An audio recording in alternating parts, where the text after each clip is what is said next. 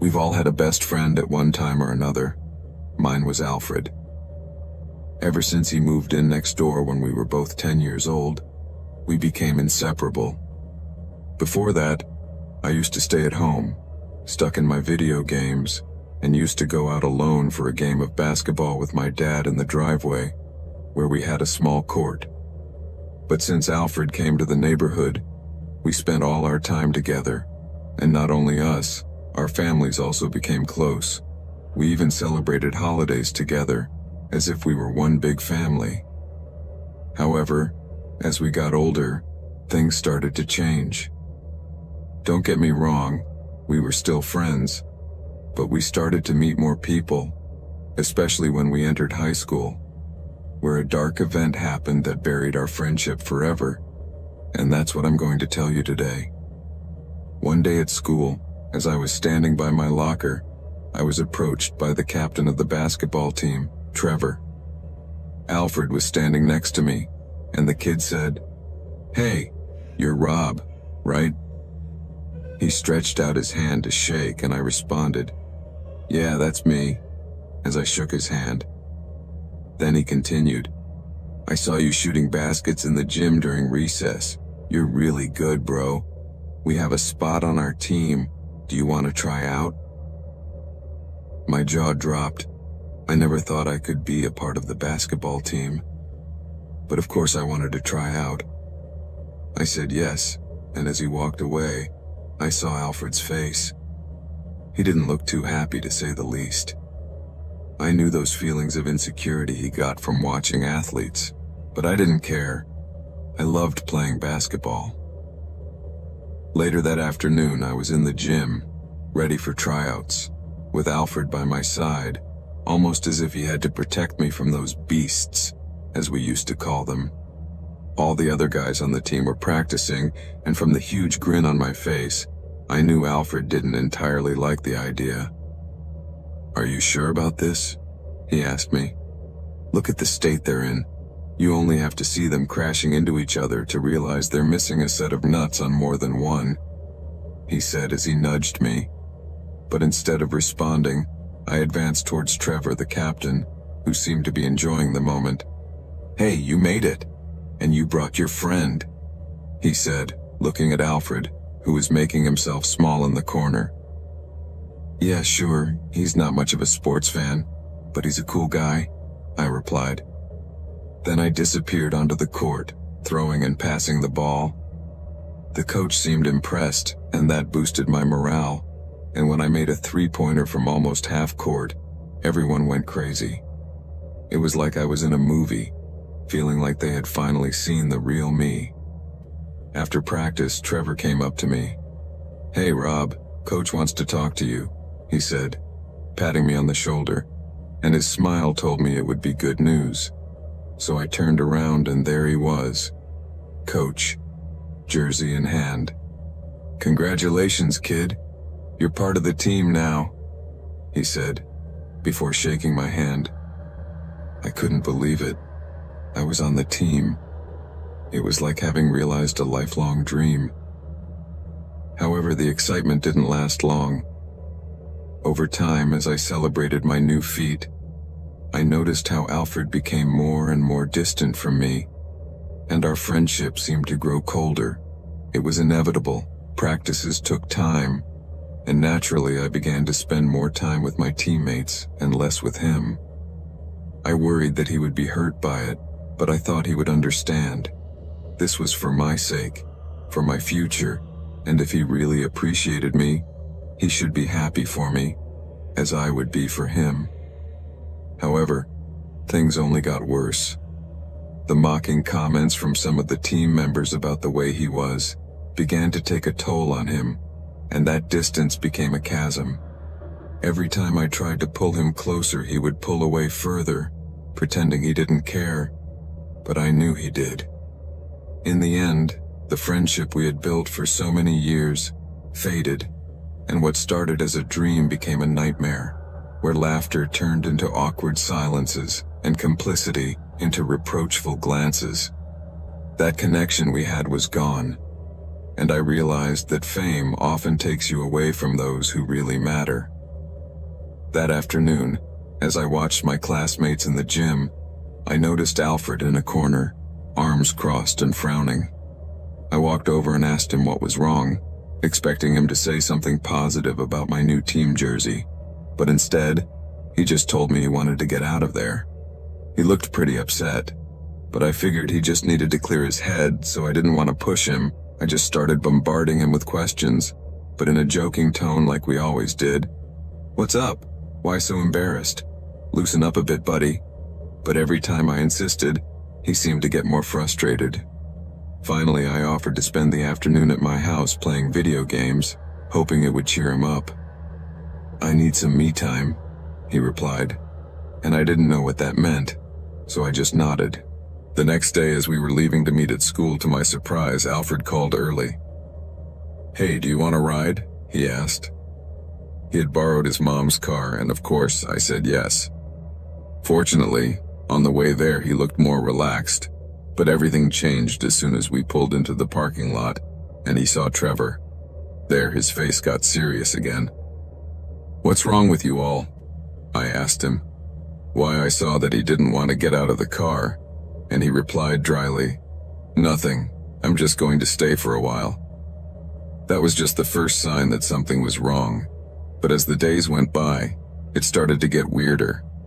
Every time he saw me talking to Trevor, there was a huge amount of anger building up, and his bad feeling was very evident. But one day, the situation exploded. We were in the hallway by my locker and Trevor came up to me. "Hey, Rob, I'm having a birthday party tomorrow at my house. Are you coming?" he asked. "Sure, I'll be there," I replied.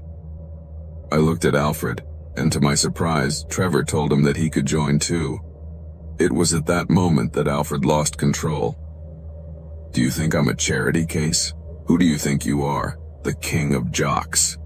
he shouted in Trevor's face, and as you can imagine, he didn't keep quiet. He didn't like being told that, and even less loudly, so with a shove, he made Alfred fall to the ground, and everyone started laughing at him. Then I saw how the rage went up his face. He turned red as a tomato, but I couldn't do anything. There was no way he was going to stand up to Trevor, so in the end he just grabbed his backpack and left. I tried to call him, but his phone was off, and I assumed he had simply decided to go home. I didn't talk to him for the rest of the day, and that was weird because usually we'd fight over something silly, but after a while we'd be talking to each other like it was nothing. This time, however, it was different. The feeling that something was falling apart between us bothered me, but I didn't know what to do about it. That night, while I was in my room, I received a text message from Alfred. He was telling me to go to the city park, a place that was somewhat removed from where we lived. It was an old playground that had once been great, but now it was desolate. The structures were old, dismantled, and the whole place had an eerie vibe. So I asked him what was going on, but he didn't respond. I just wanted him to go check it out. In about 10 minutes, I got to the park, and there wasn't a soul in sight. I called his name, and all of a sudden I heard his phone ring. So I looked around, and in the distance, under a big tree, was him. "Hey, what's up, man?" I asked him as I approached. "Come, I want to show you something," he said in a weird tone, but when I got closer, his face chilled my blood. He looked pale and sick, with bloodshot eyes and deep dark circles under his eyes. In his hand he held a knife, and at the sight of it, I froze. "What the hell are you doing?" I asked, feeling increasingly anxious. Suddenly he pulled something out from behind a bush and my heart stopped. It was Trevor, tied up, his face full of blood and struggling to breathe. "Alfred, what are you doing?" I shouted as I tried to run to Trevor to help him, but Alfred stopped me, pointing a knife at me. "Look, you're wearing that basketball jacket you love so much," he said. "Take it off," he ordered, and I could only do as he said. I always always thought you wouldn't sell out for a little fame. I really thought you were better, but I was wrong.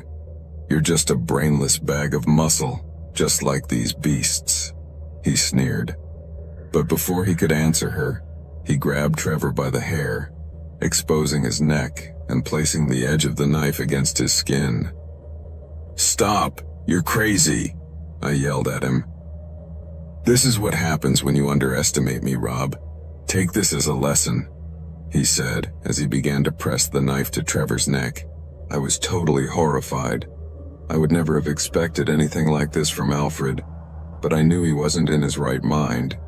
It was obvious he had consumed something. His appearance said it all, but I couldn't stand idly by, so with an adrenaline rush, I jumped towards him to stop him. We both fell to the ground and the knife flew to the side. I tried to keep Alfred immobilized while he screamed like crazy, but I had more strength. "Calm down, that's enough," I shouted at him. Slowly, he seemed to regain control of himself. Okay, let me go," he said in a calmer voice. So I let go and he ran off, disappearing into the darkness. Then I released Trevor, who was trembling with fear and fury. I wanted to run out after Alfred, but he was already gone, and when I tried to call him, his phone was off. I didn't even see him at school the next day, so after school, I decided to stop by his house. "Hi, Mrs. Connor. Do you know if Alfred is here? I haven't seen him," I asked his mom. No, he's in Florida with some relatives. He's going to be staying for a while," she said as she slammed the door in my face. That was the last I heard from Alfred. Soon after, his family moved out too, and now the house belongs to others. It's as if they were never there, and the memories of what happened are still floating in the air.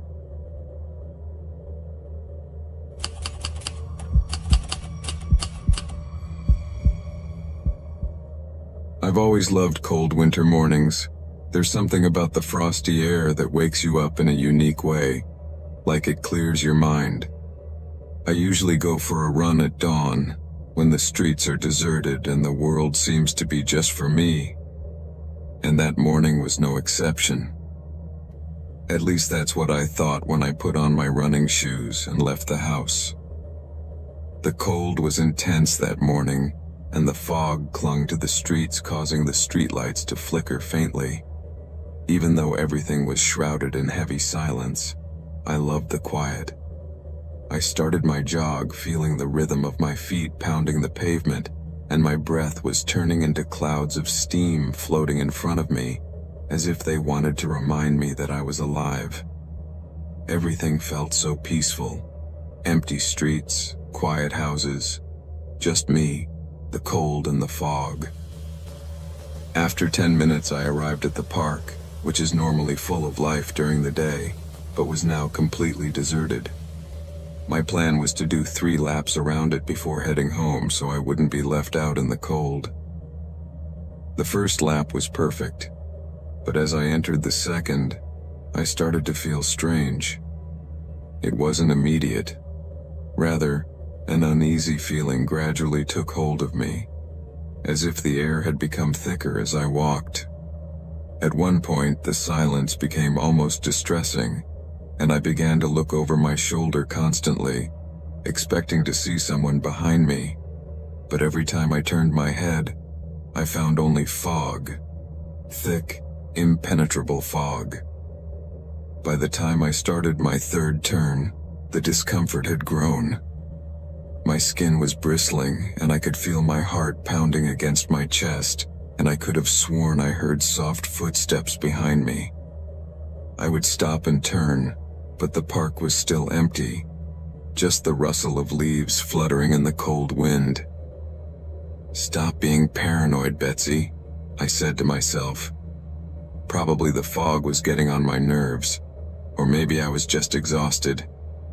Still, there was something in the air that told me something wasn't right. So I decided to take a break and sat down on a bench near the playground to catch my breath. As soon as I sat down, I heard a rustling sound, as if someone had stepped on dry leaves. Suddenly my heart stopped and I looked around, trying to find where that sound was coming from. "Is anyone there?" I shouted, my voice sounding small and shaky. The answer was total silence. I scanned the fog, trying to focus my eyesight, but it was so thick, it was like looking through a curtain of dense smoke. Then suddenly I heard a faint laugh. A laugh that cut through the silence like a knife and sent chills down my spine. "Who's there?" I asked again, this time with more desperation, but I only got the same haunting laughter, coming closer. It was then that a figure emerged from the fog. It was a tall, gaunt woman with matted blonde hair falling in disheveled locks around her face. She wore a white nightgown, torn and stained a deep red that looked like blood. As I looked up, I noticed that her eyes were bloodshot, as red as if they were raw. They looked wild and full of tears, as if he had been crying non-stop. I froze instantly, unable to move a single muscle. My breath hitched, and when his lips curved into a smile, I knew it wasn't a good sign. That wasn't a friendly smile. That was a smile that causes you to have the urge to run and walk miles away. That's when I noticed that his hand was holding something. A finger. A finger cut off from someone else's hand, and from how big it looked, I knew it was a man's. I froze, my heart beating frantically. Blood was still dripping from that finger and staining the snow at his feet. Hanging from the finger was a wedding ring, and my stomach churned. I felt bile rise in my throat and instinctively took a step back, but stumbled as she let out a mocking laugh. "He's single now," she said, raising her finger in the air, with a tone of sarcasm quite evident, almost gleeful. Before I could process what she had said, however, her eyes rolled back in her head and she collapsed in front of me. For a moment, I couldn't move. My mind was blank, filled with terror and confusion. But then, somehow I managed to snap out of it. I reached blindly for my phone and managed to dial 911 with shaking hands. Fortunately, the police arrived within minutes, although to me it seemed like hours. They took the woman away, but not before telling me the truth. Her name was Estella, an artist who had killed her husband in his sleep because she thought he was cheating on her. Afterwards, she cut off his ring finger and wandered the streets for hours, while everyone was looking for her. Sometime later, I learned that Estella had been sent to a mental institution. She never spoke a word again after that night. From that day on, I never went out running that early again, and every time I see fog, I feel a knot in my stomach, remembering what I saw.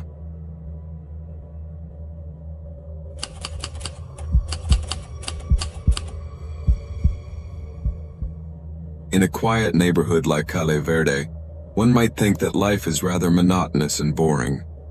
The houses are almost identical, spacious gardens, two-car garages, and an almost oppressive calm that takes over the street at nightfall. People here live without fear, without worries about what might lurk in the dark, and that's just what makes it an ideal place for someone like me. I was hiding in the shadows, just inside the side entrance of a house I'd been watching for a couple of weeks. 22 Green Street. The guy who lived there was around 45 or 50 years old. A lonely guy who seemed stuck in his office routine, returning every night from a job that no one would want to envy, but which allowed him to live comfortably. His routine was always the same. He came home, parked his car, and disappeared behind closed doors, with no friends or family to keep him company. I checked the time on my cell phone, 12:42 p.m. The lights in the house had been off for a while and everything was quiet. The door creaked a little as I opened it and slid into the backyard. I chose this house on purpose. No dogs or alarms. The door was glass with a simple latch. It would be a piece of cake, so I put on my gloves, and within 2 minutes, I had gained entry. The house was silent and in complete darkness, but my eyes quickly got used to the gloom as I examined the place. To the left was the living room. In front was the kitchen and stairs leading to the second floor. I felt my heart pounding, but it was the adrenaline of invading someone else's space, where everything inside was mine for a few moments. I began to creep through the living room, enjoying the silence of the house. I would go upstairs, check the bedroom, and take whatever I could find valuable. But when I reached the bottom of the stairs, something stopped me. At the end of the hallway was a door ajar, and a strange draft made me curious. It smelled of something strong, like disinfectant or bleach. I approached it, shining my flashlight into the darkness, and realized there was a basement. This filled me with curiosity, so I slowly walked down the stairs, the beam of light bouncing off the walls. Soon I reached a larger space, but it wasn't the kind of basement you'd expect to find in a normal house. The floor was polished concrete, and the walls were covered with a somewhat strange, unsettling foam. In the middle, there was a metal table surrounded by strange tools, scalpels, tweezers, and other instruments I couldn't identify. Along the walls were shelves of glass jars, each containing disturbing objects that sent a shiver through my body. What was this place? I approached, holding my breath, but when I saw what was inside those jars, my stomach flipped. Strands of hair, fingernails, teeth, and something else I couldn't recognize. However, as I recoiled in horror, my hand hit something on the table, causing it to fall to the floor with a clatter. I quickly bent down to pick it up, and trembling as I opened the object, I found something unexpected: a photo album. The first picture was of a young girl, barely 20 years old at most, smiling at the camera. As I turned the page, the laughter was gone. Her smile had faded, and her eyes were full of terror. Her hands now tied behind her back, and I couldn't help but feel an empty feeling in my stomach. But in the third photo, she was no longer alive. Her face was pale, catching the air with one last mute scream. Each page revealed a different victim, each more terrifying than the last. I slammed the album shut, unable to look at such an abomination any longer.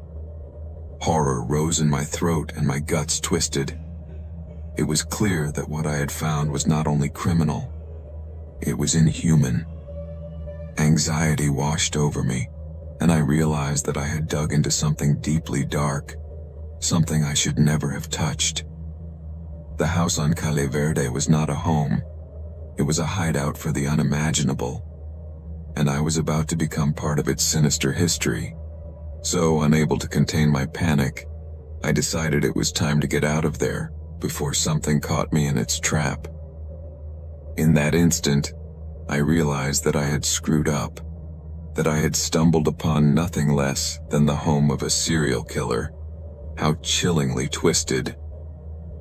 Before I could process it properly, however, an icy sound ran down my back, a soft but distinct moan coming from somewhere in the basement. I turned around with flashlight in hand, and there, on a metal chair, I saw a woman with her wrists and ankles bound and duct tape covering her mouth. Her eyes, big and terrified, looked at me with desperation, and I realized that she was alive. Without thinking, I ran to her and ripped the tape from her mouth. She inhaled shakily, tears began to fall down her cheeks, and she pleaded with me, "Please help me. He's coming back." A shiver ran through my body at that, and as I tried to undo the ropes that held her captive, my hand shook so intensely that I couldn't loosen the knots. She frantically made for the stairs, which increased my panic. We had no time. I could feel the terror spreading inside me. That's when we heard distant footsteps, followed by the hum of a television flickering in the darkness. Then, blurry images from hidden cameras throughout the house illuminated that TV in the basement. Every room, Every window was monitored.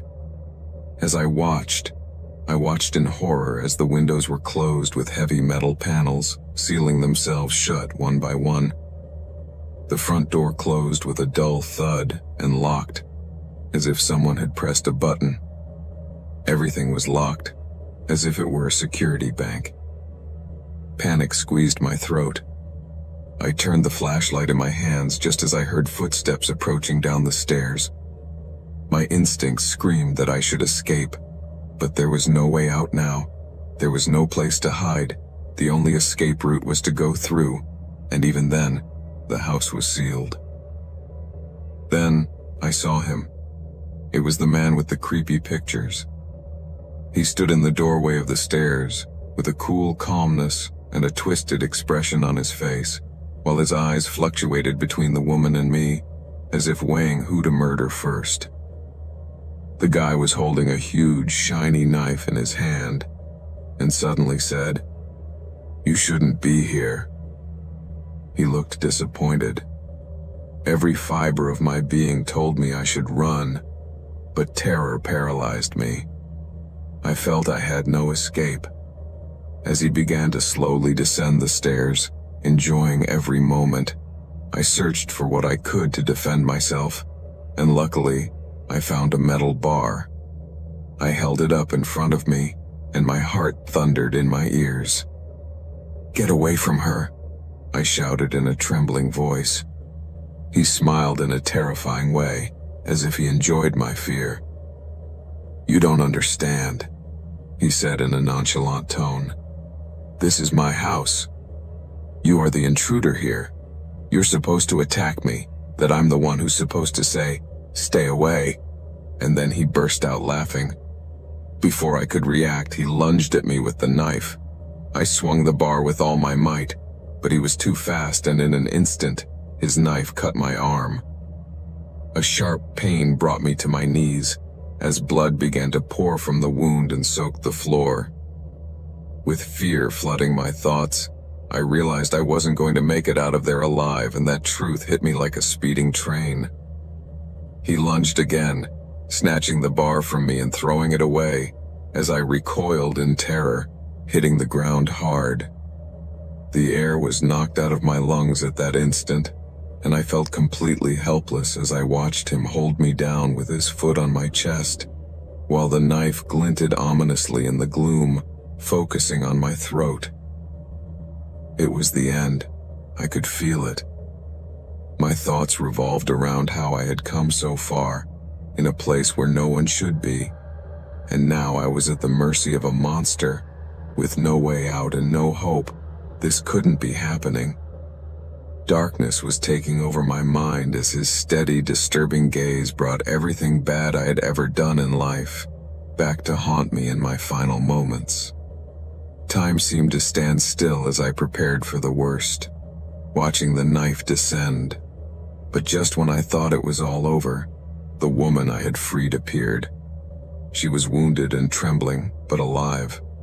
Then, with all her might, she raised the metal bar and with a piercing scream, slammed it into the back of the killer's head. The dull sound of metal against his skull echoed through the basement like thunder, and instantly he fell on top of me, unconscious, as the knife slipped from his hand. I managed to push him off me, gasping and my heart pounding as I tried to catch my breath. Despite the fear gnawing at my bones, we quickly secured the killer in the chair with some ropes we found nearby, making sure he couldn't move. I noticed that his head was bowed and blood was dripping from his wound, so we couldn't be confident. Even though he was out cold, the house was still sealed. The woman, who introduced herself as Samira and had Arab roots, knew how to disable the security system. She had been watching and learning, and within minutes, we heard a click, and the doors opened. We wasted no time. We just ran upstairs, emerging into the cool night air. The breeze hit me in the face like a slap in the face, and for the first time since I entered that nightmare, I felt like I could breathe again. My arm hurt like hell, but I didn't care. I had made it out of that demon house alive, and that was all that mattered. Once on the street, Samira, her hands shaking, pulled out the phone she took from the killer and started calling the police. I slumped on the sidewalk, looking up at the starry sky as a gentle rain began to fall, and its tiny drops danced over me. I was alive. I had survived that hell. But I was so close to not. Now sirens blared in the distance and I closed my eyes, silently grateful and wishing I was out of there before the police arrived. I realized how reckless I had been. I got carried away by greed and walked into a place where I shouldn't have. I felt that in a way I deserved the scare I had just gotten. I even think I needed it, because after that night, I knew I would never want to steal again.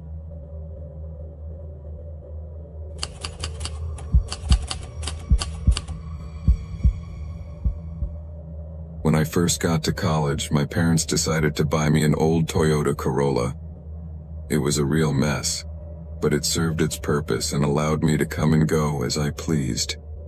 Over time, I learned to despise that car. It seemed to always have a problem. However, it helped me get a job as a pizza delivery man, so in the end, I couldn't complain about the gesture. One night, however, while I was making deliveries, everything went wrong. I had dropped off a bunch of pizzas at an apartment building and went back to my car. But just as I was about to get in, I noticed that the passenger side door was ajar.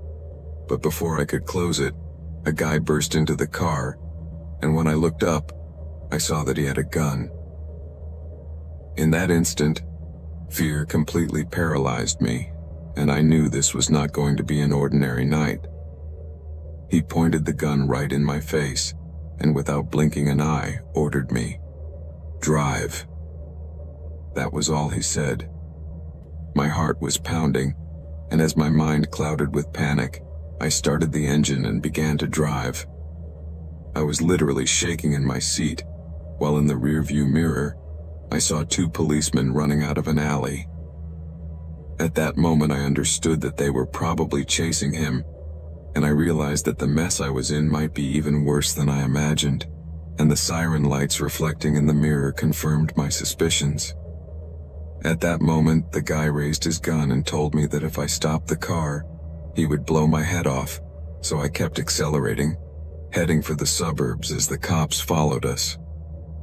I didn't hear them yelling anything over the loudspeakers, which made me think they were aware that I was a hostage, but that didn't give me a bit of peace of mind. The guy was yelling at me to be careful and increase my speed, but my car was a wreck. If I pushed the pedal to the metal, I was sure the engine could fly off the hood. I didn't know how many miles we had been going. My watch was broken, so I lost track of time. After quite a while, we started to see empty fields and areas, and that made my stress increase because the gas light was blinking, so I decided to tell him I needed to stop. At that point, the man looked at me as if he was truly about to shoot my brains out, but thank goodness he understood, albeit reluctantly. He knew we weren't going anywhere without gas, so we had to fill up. Finally, we arrived at a gas station, and I was ready to get out and fill up. However, the guy stopped me.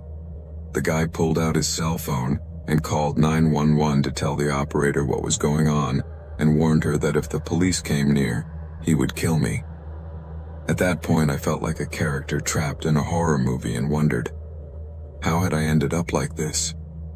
As he spoke, my mind raced on its own. What the hell was I gonna do? I knew I had to find a way out of this situation, but with him pointing that gun at me, I felt unable to do anything coherent. Desperation and fear filled the car, and my hands were sweating at the wheel. So I glanced sideways at the gas station, hoping that at any moment a miracle would appear, but that didn't happen. The reality was that I didn't know how long all this would go on. I just knew I had to hold on to hope, and that I had to think fast before everything turned even darker. So, as the guy continued to talk on the phone, I tried to stay calm and plan my next move. But the anguish wouldn't let me concentrate, and I knew that every second counted. Eventually, We arrived at a gas station in the middle of nowhere, and I was completely terrified. I asked the guy if he wanted me to get out to fill up the tank, but he took a look around and saw that those pumps make you pay first, so he said no. He couldn't let me out of the car yet. The cops were keeping a safe distance, watching the situation because they knew this guy could kill me at any moment. And I'm not going to lie, that thought crossed my mind the whole time. The cops were yelling through their loudspeakers, trying to calm him down. "Let the hostage go. We can resolve this without anyone getting hurt. Cooper, just surrender and you'll get help." I felt like a pawn in a chess game, always with the gun pointed at my head, and every time the guy raised the gun, I thought any second he was going to pull the trigger. Looking back, I think if he did, the cops would have gotten in the car and shot him. But that guy was so nervous and insecure that I could see him frantically trying to think of a way out. He couldn't get out of the car for the gas station attendant to open the pumps. They all scrambled between the counters as soon as they saw him. It was dangerous. He seemed convinced that if I tried to get out, he would immediately run to the cops, and he wasn't wrong. It was actually my #1 escape plan right away. So, he asked me how far it was to the next gas station if we stayed with what we had in the tank, and I told him about 2 miles at the most. The guy let out a deep sigh as if completely deflating. I realized I was lost, and this was coming to an end. Just then, I knew I could see that he was at his most dangerous. Honestly, I thought I was going to die. The thought of the guy shooting and getting into a shootout with the police filled me with dread. When I heard him mutter "fuck him" as he handled the gun, I got the feeling that it was all about to end. I felt a chill, and my heart was racing, so I closed my eyes, gripped the steering wheel with all my might, and waited for the end. A second later, I heard a rumble, and I couldn't believe it. I opened my eyes and saw some blood stains on the dashboard near the passenger seat, and as I turned around, my heart almost stopped. The guy had shot himself in the mouth. The entire interior of the car was splattered with blood and pieces of his skull everywhere. I got out of the car with my hands in the air and in complete shock. Almost immediately my stomach twisted and I began to vomit, but with my hands up the whole time, as if I was going to give up. As I lay there in my own vomit, policemen were throwing themselves to the ground, ready to protect themselves in case I was a danger as well. Suddenly, I was so relieved. It sounded crazy, but at that moment I just wanted it all to be over. It was an indescribable relief. I was safe, or at least, relatively safe compared to what had just happened. In the midst of the chaos, a euphoria I never knew I could feel came over me, and I began to laugh. It's funny how emotions affect everyone differently. I mean, everyone talks about how crying after experiencing something like that is normal, but in my case, I felt like a gladiator, as if I had won a fight against a giant, but invisible enemy. I had survived the attack of a madman, and I really didn't think that would be the end of this story. So I was happy. I just wanted to get out of there and go back to my house, hug my parents, take a shower, and hug my bed until the next day. I definitely wouldn't wish such an experience on anyone, but I learned a big injury that day, that life is too unpredictable.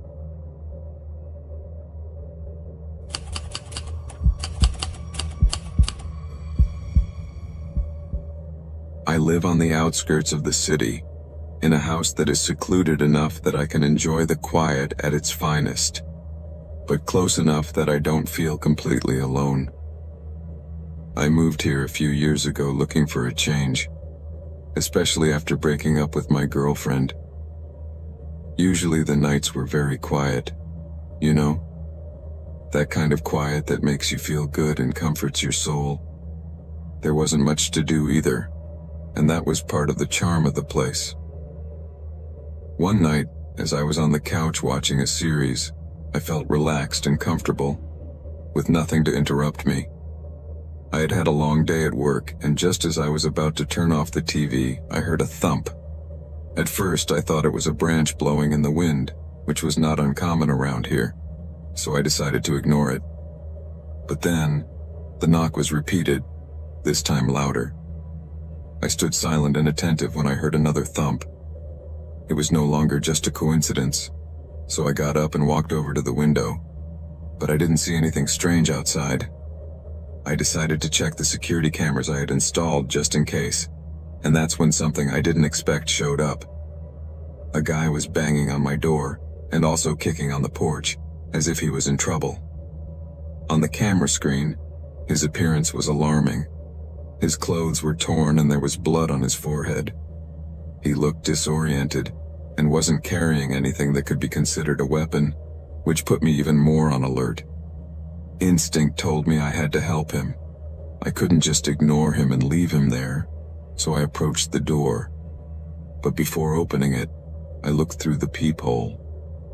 It was then that I realized that something was very wrong. The boy was breathing heavily, and his posture had changed drastically. He no longer looked scared. He looked rather determined, even aggressive. I stared through the hole, and the feeling of discomfort increased.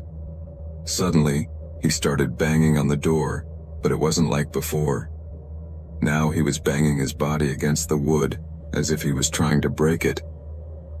I didn't understand what was going on with that boy, but I was certain that opening the door would be a big mistake. So I stepped back a little and shouted at him, "What do you want? I'm calling the police." But I got no answer, just a low, guttural grunt that made me shiver. The boy banged on the door again, but this time with his head, really trying to get in. On that new attack, the sound of the wood creaked, and that made me panic. I couldn't wait any longer. I just picked up the phone and called the police, quickly explaining the situation as I continued to look through the peephole. The boy was there, moving frantically, and suddenly he collapsed on the ground in a strange way, as if he had lost control of his body, and that left me perplexed. For an instant I thought it was all over, that he had hurt himself enough to stop. But then I remembered that I had the windows open and a new jolt of panic swept through me. I ran through the house, closing each window as fast as I could, not wanting to risk him getting in. And when I finished securing them all, I went back to the door hoping the guy was gone. But he wasn't. He crashed back into the house, and this time with more force than before. The sound of the door creaking with such fury that I knew I wasn't going to take much more. Anxiety gripped me as I waited for whatever this man had in mind, and a sense of absolute terror began to envelop me as I braced myself for the worst. The knocking echoed loudly, more and more aggressively, as if the door couldn't resist the pressure, until it finally gave way. The guy came in like a whirlwind, ripping off his shirt and revealing his torso covered in strange symbols, weird marks and cuts on his skin that were still dripping. In his hand he held a small but sharp razor, and he walked towards me, with an expression of desperation, and barely keeping his balance. I tried to back away, but every step backward seemed to encourage him to come closer. I didn't really understand what he was planning, but his gaze was fixed, and it was getting more and more disturbing. Suddenly, the guy lunged towards me without a word, but with a quick movement, I managed to dodge him and he crashed into the wall, as if he had lost control in his run. But he didn't stop. He kept walking towards me and stood in the center of the room, raising the knife and preparing for another attack. Then I screamed very loudly and tried to stop him with words, but he didn't seem to hear me. It was very frightening. I had never been in such a situation before. His eyes were empty, as if he had nothing inside. But in that instant, something changed. The guy started to convulse, and in the middle of that spasm his eyes acquired a terrifying intensity, filling with rage. Without warning, he dropped the knife and ran towards me, this time with more control and agility. He was no longer stumbling but moving like a wild animal, and before I could react, he tackled me to the ground. Then with an indescribable fury, It began to claw at me, attacking me as if it wanted to disfigure me. Each scratch felt like deep cuts, and I didn't know how to defend myself. Then he grabbed me by the neck, and with his thumbs began to press on my eyes. The pressure was unbearable. I was suffering intensely, trying to get him off me, but I couldn't, and I was about to give up when suddenly I heard sirens. At that moment, the police arrived, and 2 officers rushed in, managing to peel the guy off me. But even handcuffed, the man was still struggling with irrational strength. "You don't understand. It will all be in vain. The blood must flow. Do it quickly before it's too late," he was saying between grunts. The guy spoke in a very strange tone as he tried to wriggle free. The policemen held him tightly, but he was still shouting. They even managed to pull him down with difficulty. The officers dragged him away, but their eyes never left me. He kept swearing that he wouldn't stop until there was blood. When they finally took him away, I lay on the ground, feeling every part of my body burning from the scratches and blows, unable to process what had just happened. The scene was surreal. The cops dragged him out, his screams fading as they shoved him into the police car. I was silent, trying to catch my breath and understand all that I had experienced. That night, I couldn't sleep. I sat on the couch, staring at the shattered door, trying to put my thoughts in order. The blood marks were still there, and every time I closed my eyes, I could see his face disfigured by anger and his hands trying to kill me. The police called me the next day. They informed me that they had arrested the guy and that he was still behaving erratically. He had attacked the guards and kept talking about how he had to make my blood run. They asked me if I knew him, but I told them I had never seen him before in my life. Sometimes I would even watch the security footage, trying to understand what had happened. In my last conversation with the police, they gave me an off-the-record tip.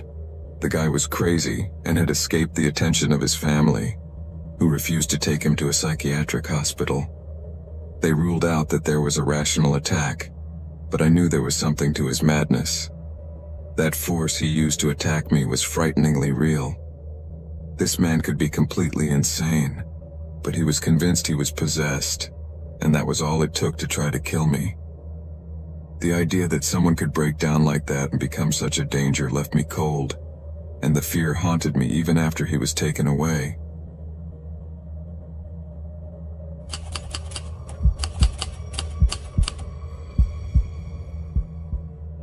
This happened a long time ago, before we were all glued to our cell phones.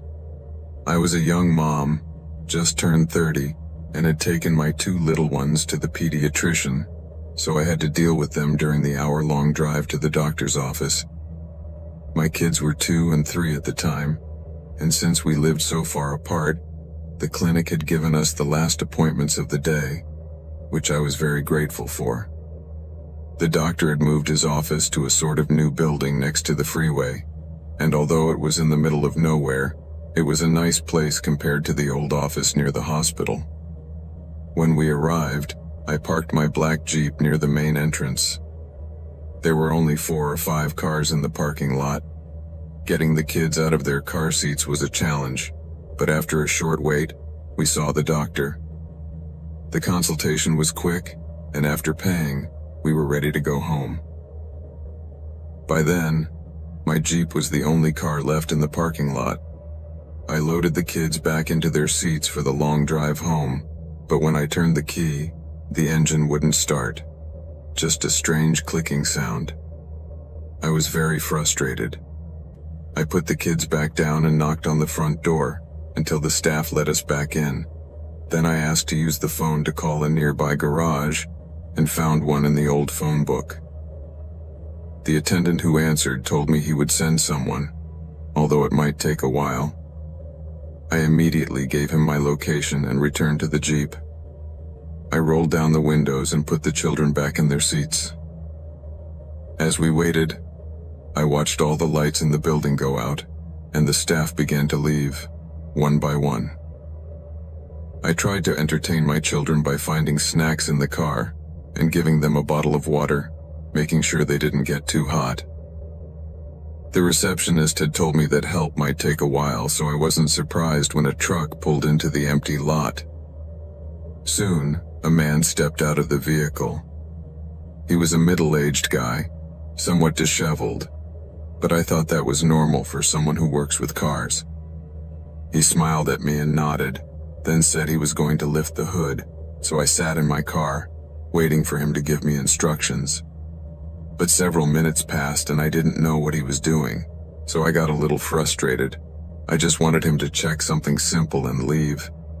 After a good while of waiting, I decided to ask him what was wrong, and in a nonchalant voice, he replied, "Oh, it's just a loose wire, it's not the battery." As he continued to work, I couldn't see his face. I could only make out his hands moving furtively through the crack between the windshield and the raised hood. The wait became uncomfortable as I noticed he wasn't doing anything resembling fixing my car, and I couldn't help but feel that something wasn't right. The uneasy feeling grew, and I looked at the kids, who were still fiddling around as if nothing was wrong.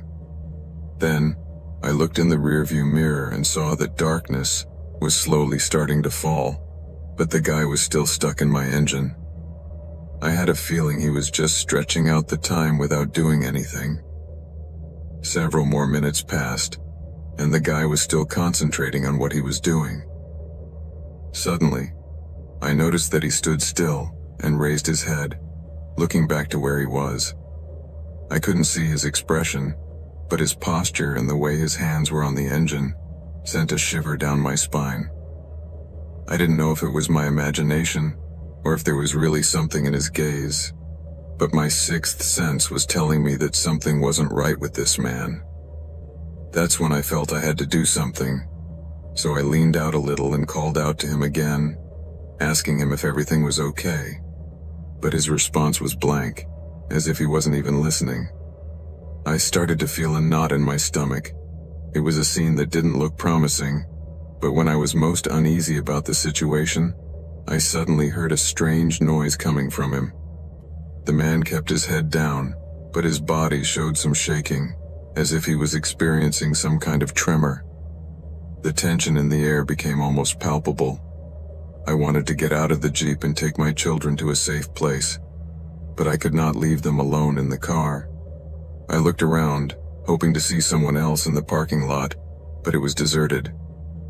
Meanwhile, the man kept fiddling with the wires of the engine, and the atmosphere was getting stranger and stranger. The uncertainty terrified me, and I knew I had to act before the situation became even darker, because I really didn't know what this man's true intentions were.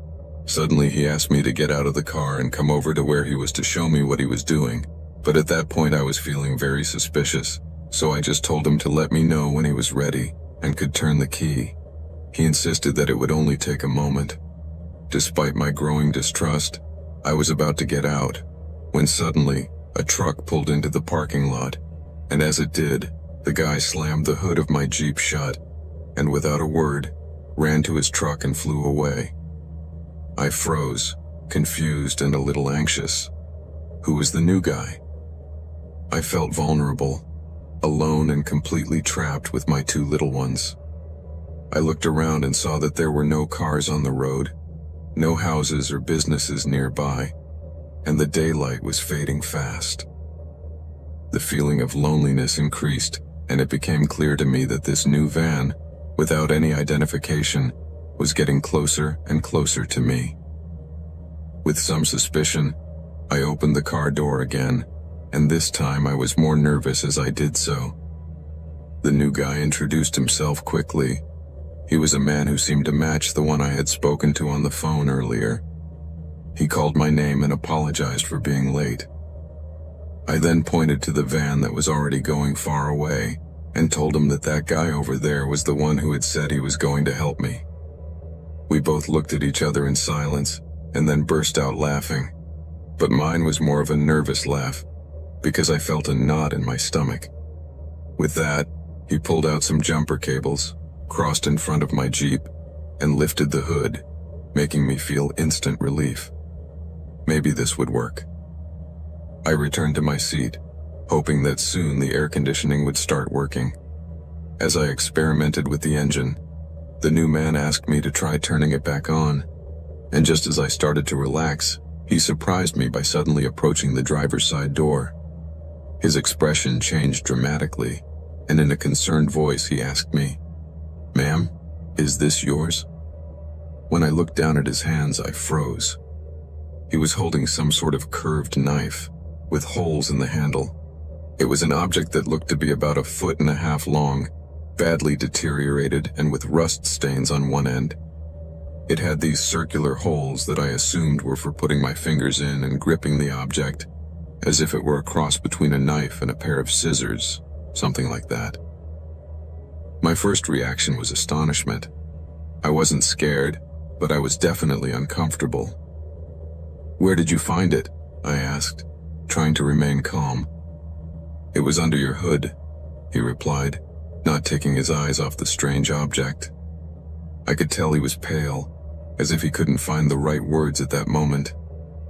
Meanwhile, I was just thinking that all I really wanted was for the Jeep to start and get out of there, but the curiosity about the strange object and the man's behavior were intertwined in my mind, making me feel that there was something much darker about it. The man said nothing more, simply set the dagger down on the curb, started his truck, and then motioned for me to try to start the Jeep. When the engine finally roared again, my 3-year-old started clapping his hands in delight, so I quickly turned the air conditioning on full blast, rolled up all the windows and pointed the louvers to the back, trying to keep the kids cool. I reached for my purse, thinking about how I was going to pay the guy.